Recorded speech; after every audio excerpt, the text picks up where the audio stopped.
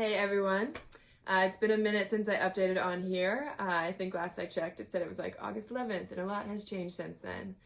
Unfortunately, not for the best, but these past few days I've been feeling pretty awesome, so I thought I would come on here and update everyone. Earlier this month I did find out that my breast cancer has returned. At first, when they found it, it had just been localized to my right breast, and they found 3 new tumors in there. They were all stage 3. And then after additional scans, they did find a cluster of shadows at the base of my skull, which ended up turning out to be the cancer metastasizing to my brain, which I was not expecting in the slightest, and it just really threw my family and I for a loop. But as of right now, my treatment plan is looking very promising. I've been responding to it very, very well. 3 weeks ago, they had me do my first round of Cadzilla, which is a mix of a chemo and my Herceptin drug. And because of that, the redness that was on my skin has all gone away. My tumors have shrunk significantly. And then we are doing 10 rounds of brain radiation, all over brain radiation for my brain. I finished my 4th round yesterday, and it is the weekend now, so I have 2 days off, and then I'll be back at it again on Monday, and then my last round will be on December 16th, just in time for the holidays, and hopefully everything will be all good in there. I do have to worry about some side effects, like losing my hair, so right now this is what I'm dealing with. I'm trying not to touch it or wash it or do anything, just with the mix of the chemo and the radiation. They did tell me I did have some chances to lose my hair, which would stink because my friend is getting married and I am in the wedding at the end of the month, and I do not want to look like a Cabbage Patch Kid, but whatever. I'll deal with it when I need to. But yeah, and then they have me taking, one thing that I was just really scared about with the brain radiation is just the memory loss side effects in the long term when it comes to that. So right now they have me taking a little pill that they give Alzheimer's patients to help with their hippocampus. And I've been watching Limitless, so I've been taking like this NZT pill that's making me like incredibly smart, and then I'm doing all this like brain radiation with lasers and stuff, so it's been a lot of fun. But I do have to be very careful with being able to create new memories as well as just my short-term memory loss, so that will be just something I have to pay attention to from here on out. But honestly, I am feeling, the past 2 days I have been on the couch just zonked out, and this is kind of the first day that I've been back and had energy again, so I feel really good. And it just feels good to have things figured out. I had a feeling something was going on since like September. I had this like weird pinching sensation in my arm, and I was doing yoga and it just didn't feel right, and my breast was just getting incredibly tender.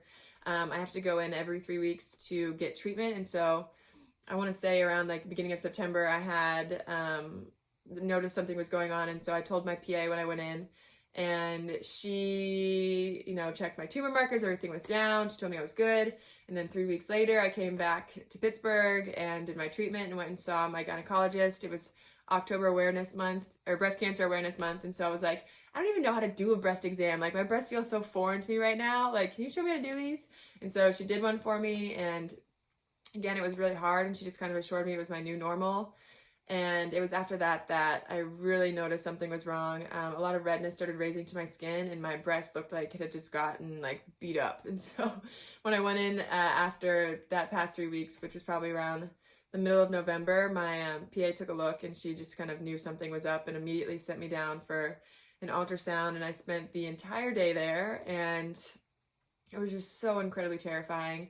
I got there and I had to wait for everyone to go on lunch, and then by the time the ultrasound tech got to me, she had like looked over my scans and everything, and she was telling me that they had shown my scans like back in August had shown active signs of cancer in it, and it had been there this whole time. And I was just freaking out, and I was having a lot of distrust with my doctor. Why didn't he catch this? All these things. And then I didn't want to tell anyone because I wasn't sure if it was back yet, even though they kind of told me it was.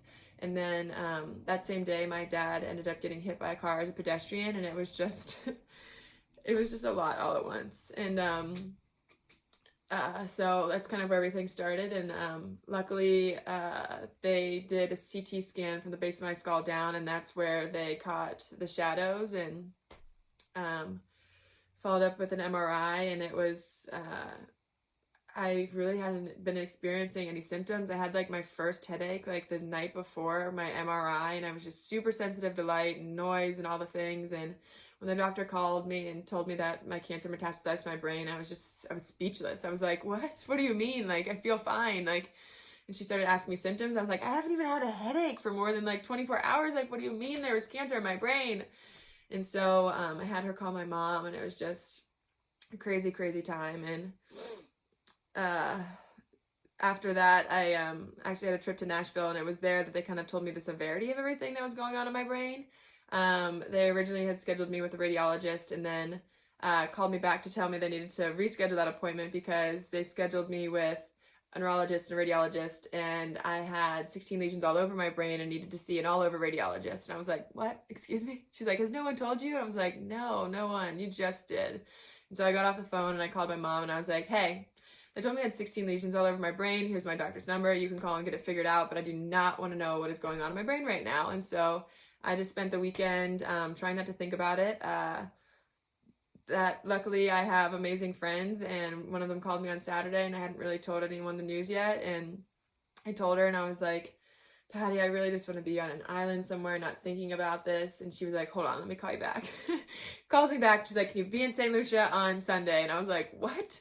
I was like, I don't know. I have to like go see my radiologist on Monday. I don't know if I can travel right now. And so I got back to Pittsburgh, went and saw my radiologist on Monday and gave me the thumbs up, and I went to St. Lucia for a week, and it was one of the best things I ever did. And